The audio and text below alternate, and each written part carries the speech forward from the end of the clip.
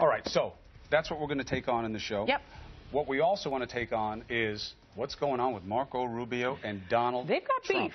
They definitely do. Why? Trump, new poll numbers show him up on everything. Why is he spending his time calling a sitting senator a boy, a lightweight, like he said yesterday?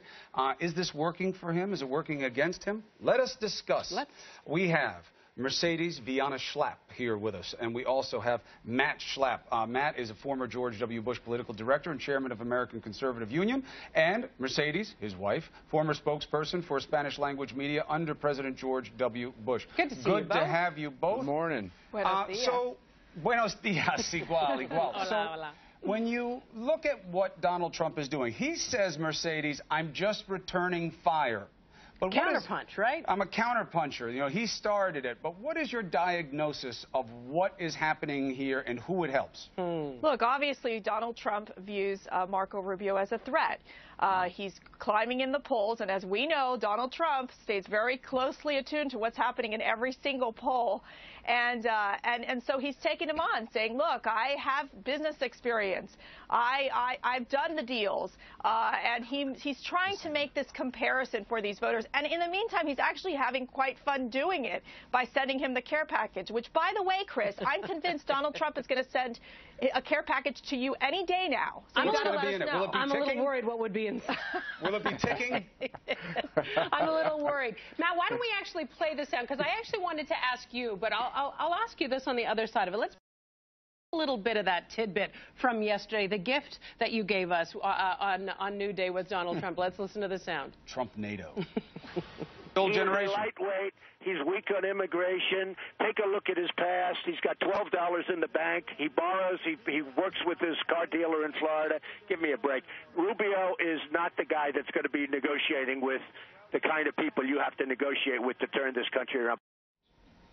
So I'm curious.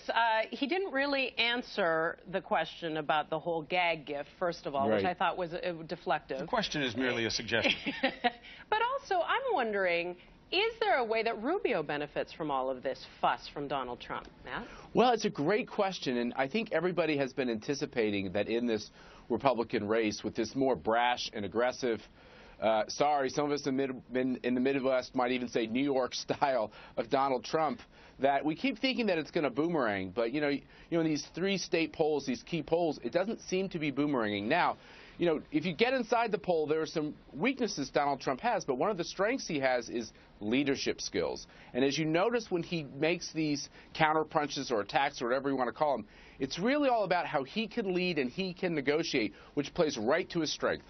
All right, so now let's look at what is going to be more difficult to navigate here politically.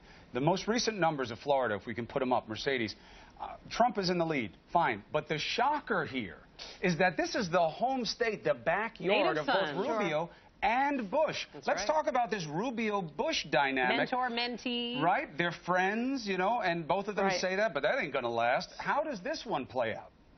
Well, I think you got to look at the fact that we're still so early on. I mean, right now, back in 2000, you know, for the 2012 GOP primary, it was very clear that Herman Cain was up at this time. So these numbers can quickly shift again. What we have seen is obviously Governor Jeb Bush have trend downward in Florida, and Rubio he's staying up there. I mean, he hasn't fallen down. You know, he's staying pretty good there.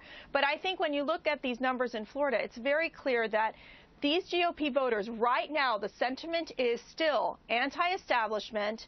Let's try something new. Let's figure out if these outsiders really, you know, have what it takes to shake it up in Washington. And that's why you're seeing a shift in Governor Jeb Bush's campaign and saying, look, we're going to shake down Mount Washington. You're seeing Rubio talking how he's distancing himself from Washington. Those are smart tactics from these Floridians. And again, they've got a campaign aggressively in that state to make ground. Well, Matt, Bush is getting a little more aggressive, stepping up some of these attacks on Rubio, citing his poor attendance on votes in Washington, something we watched Donald Trump do as well. Is that a wise move for him to sort of take the same tactic as Trump?